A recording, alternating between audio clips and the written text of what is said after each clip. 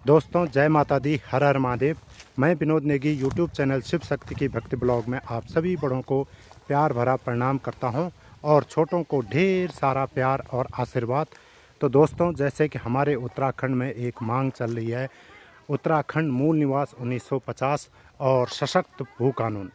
तो दोस्तों हमारे उत्तराखंड के लिए इसकी अहमियत इतनी ज़्यादा है, जिस तरह से हमारे हिंदुस्तान में एक हिंदूवादी छवि के लिए और एक हिंदुत्व के लिए जितनी अहमियत हिंदुस्तान में हिंदुत्व की है, उतनी उससे ज़्यादा हमारे उत्तराखंड में हमारे स्वाभिमान की और हमारे उत्तराखंडियत की पहचान को बचाए रखने के लिए हमारे लिए मूल निवास 1950 और सशक्त भू कानून बहुत ही ज़रूरी है।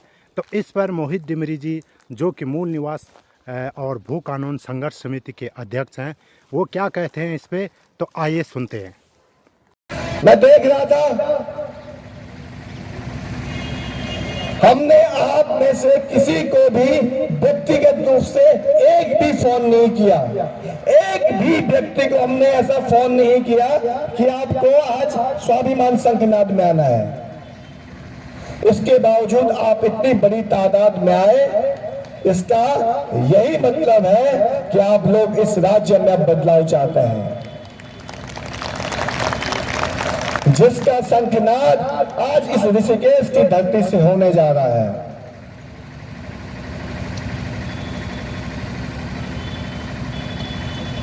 आज आप देखिए, इस बात को गहराई से समझना होगा।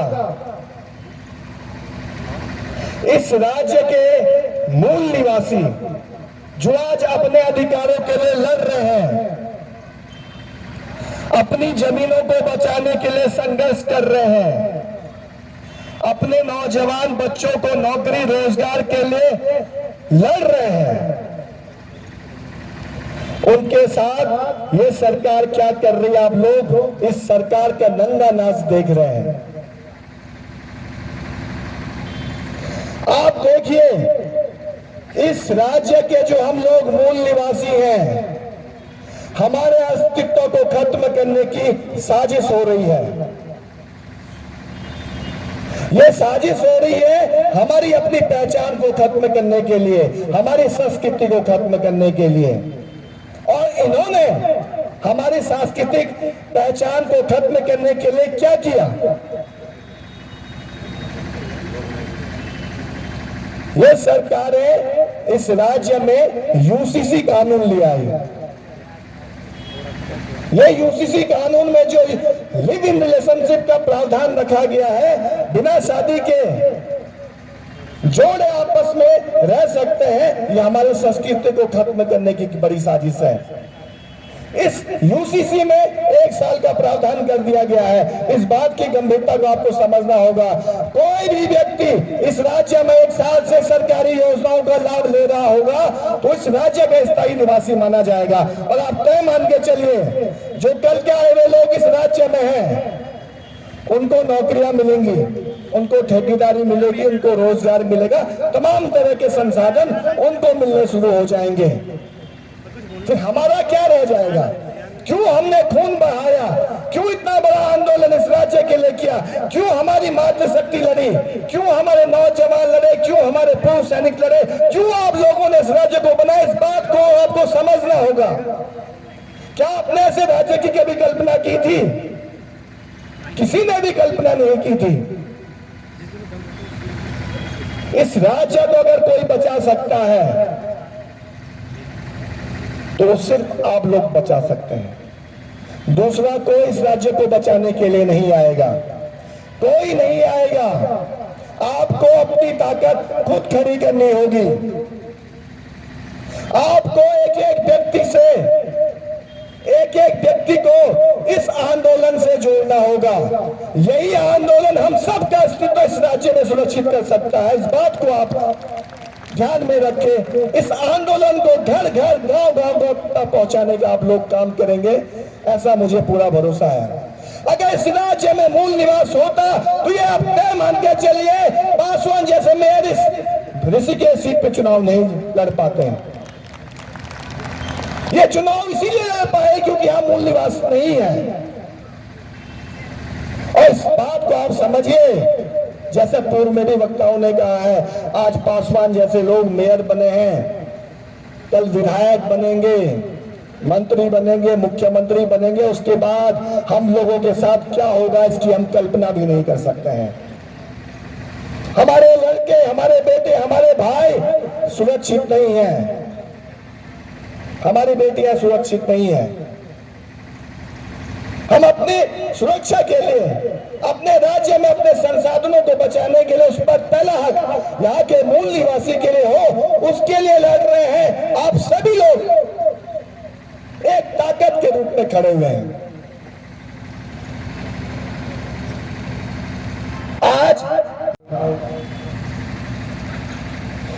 आज हमारी ऋषिकेश की धरती से एक बड़ा आगाज होने जा रहा है,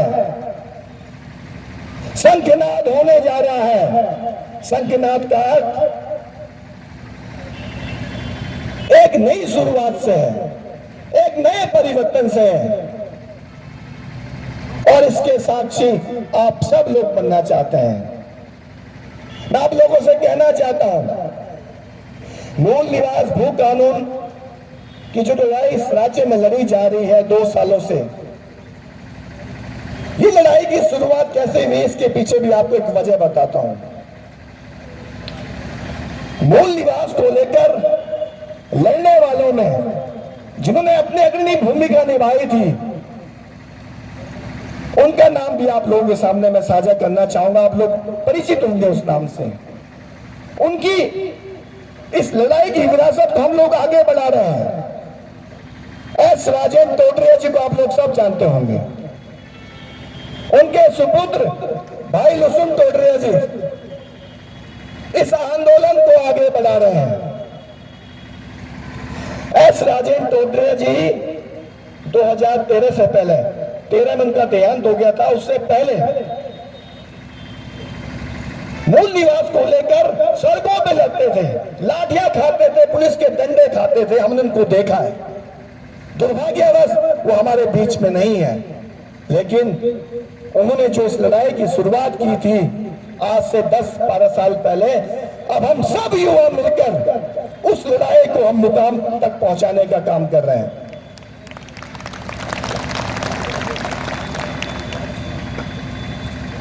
मैं आप लोगों से एक बात कहना चाहता हूं। पिछले 2 सालों से हम लोग इस राज्य में मूल निवास स्वाभिमान महारैलियां कर रहे हैं। आप लोग देहरादून आए, आप लोग ऋषिकेश में आए, आप लोग हरिद्वार में आए, आप लोग कोटद्वार में आए, आप लोग श्रीनगर में आए, आप लोग गैरसैंण में आए, आप लोग वहां पहुंचे जहां पर मूल निवास स्वाभिमान महारैली हुई। आप सब जगह पहुंचे। पिछले दिनों मैं इसी मुद्दे को लेकर शहीद स्मारक पर भूख हड़ताल पर बैठा देहरादून में, और ये सरकार करती क्या है? जब मैं वहां पर भूख हड़ताल पर बैठा, मुझे शहीद स्मारक से घसीट कर एकता विहार में पटका गया, मुझे बैठने नहीं दिया गया। मैं अपने अधिकारों के लिए, अपने लोगों की लड़ाई को भूख हड़ताल के जरिए आगे बढ़ाना चाहता था, लेकिन इस सरकार ने मुझे भूख हड़ताल पर भी नहीं बैठने दिया। हम हर रोज सड़कों पर लड़ रहे हैं, चिल्ला रहे हैं, बोल रहे हैं, लेकिन सरकार सुनने का नाम नहीं ले रही है। ये गूंगी बहरी सरकार आपकी आवाज को सुनने के लिए तैयार नहीं है। अब आप सोचिए, हमने जिस आंदोलन को आगे बढ़ाया, आप लोगों ने जिसको ताकत दी, हमने तो यूसीसी नहीं मांगा, लेकिन इन्होंने यूसीसी दे दिया। उसमें भी ऐसे प्रावधान कर दिए जो हमारे यहाँ के मूल निवासियों के लिए सबसे बड़ा खतरा है। अब आप तय कीजिए।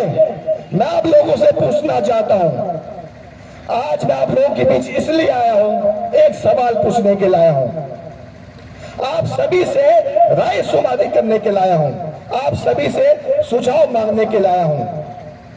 क्या हमें इस सरकार से इसी तरह गिड़गिड़ाना चाहिए कि हमें मूल निवास दो, भू कानून दो, हमें रोजगार दो, हमें नौकरियां दो, हमारे लोगों का से सुरक्षित करो, ऐसा करना चाहिए। अब हमको क्या करना चाहिए आप लोग बताइए। अब हमारे पास क्या विकल्प बचता है? हम सड़कों पर संघर्ष करते करते हमारी उम्र चली जाएगी, लेकिन सरकार लगता नहीं कि कभी हमारी इन मांगों को मानेगी। तो मैं आप लोगों से पूछना चाहता हूं, क्या आप लोग चाहते हैं आपकी अपनी ऐसी सरकार इस राज्य में बने जो सबसे पहले इस राज्य में मूल निवास का कानून पारित करे और मजबूत भूख कानून बनाए? क्या आप लोग चाहते हैं? आप लोग चाहते हैं कि आपकी अपनी सरकार बने? अगर आप लोग चाहते हैं तो सब लोग हाथ उठाकर ये बात कहेंगे, और जो लोग नहीं चाहते हैं वो भी हाथ उठाकर अपनी बात कहेंगे। इसका मतलब सब लोग बदलाव चाहते हैं, सब लोग परिवर्तन चाहते हैं इस राज्य में। और आप लोगों ने जो ये संदेश आज यहां से दे दिया है, आपका ये संदेश पूरे राज्य में 70 विधानसभाओं में हम लेकर जाएंगे कि ऋषिकेश की जनता ने कह दिया है कि उन्हें इस राज्य में इस राजनीतिक व्यवस्था को बदलना है। हम एक एक विधानसभा में जाएंगे, वहां पर भी इसी तरह से सवाल करेंगे और पूछेंगे हम कब तक सड़कों पर लड़ते रहे। अब इस राज्य की तस्वीर बदलने के लिए, इस राज्य को अपने हाथों में रखने के लिए हमें बड़ा ऐलान करना है, आगाज करना है इस राजनीतिक व्यवस्था को बदलने के लिए। आप लोग ने जो ताकत दी है, जो आप लोगों ने मूल निवास भूख कानून संघर्ष समिति पे विश्वास जताया है, मैं आप लोगों को भरोसा दिलाता हूं, आपके इस विश्वास को, आपके इस भरोसे को हम कभी टूटने नहीं देंगे, आपका सर कभी नीचे नहीं होने देंगे। हम आपको भरोसा दिलाते हैं। आज ऋषिकेश की धरती से शंखनाद हो गया है इस राज्य में बदलाव का, और ये शंखनाद अब पूरे प्रदेश भर में हर इस जगह पर होगा जहां पर हमारे मूल निवासी बदलाव चाहते हैं। तो मैं आप सभी का एक बात पुनः इस बात के लिए धन्यवाद दूंगा कि आप लोगों ने आज भी एकजुटता दिखाई है, कभी इस आंदोलन को कमजोर नहीं पड़ने दिया है। अगर आप लोगों की ताकत इस आंदोलन में खड़ी नहीं होती तो हम शायद ही इस आंदोलन को इतना बड़ा स्वरूप दे पाते हैं। आप लोगों की ताकत से ही आज इस आंदोलन को आगे गति मिल रही है, और आगे भी मैं यही चाहूंगा जिस तरह से आज आप लोग यहाँ पर एकजुट होकर आए हैं। और मैं देख रहा था, मुझे उत्तरकाशी से कई लोग यहाँ पर मिले हैं, दिल्ली से लोग चलकर आए हैं, चंडीगढ़ से लोग चलकर यहाँ पर आए हैं, जोशीमठ से आए हैं, चमोली से आए हैं, पिथौरागढ़ से आए हैं, गढ़वाल, कुमाऊं, जौनसार के विभिन्न हिस्सों से लोग यहाँ पर आए हैं, और भी बाहर जो हमारे लोग रह रहे हैं वो भी आए हैं। वो नैतिक समर्थन देने के लिए यहाँ पर पहुंचे हैं। तो हमें पूरा भरोसा है कि आप लोगों ने जो ताकत इस आंदोलन में खड़ी की है, आप लोगों की इसी ताकत, एकता से हमें अपने इस राज्य में अपने अधिकार मिलेंगे। अंत में अपनी बात खत्म करने से पहले एक बात फिर से कहना चाहूंगा। कई बार होता क्या है, जब हम कोई कार्यक्रम करते हैं, किसी का भूलवश नाम नहीं ले पाते हैं, किसी को मंच पर नहीं बुला पाते हैं, उनका भाषण नहीं हो पाता है, ये समस्याएं हो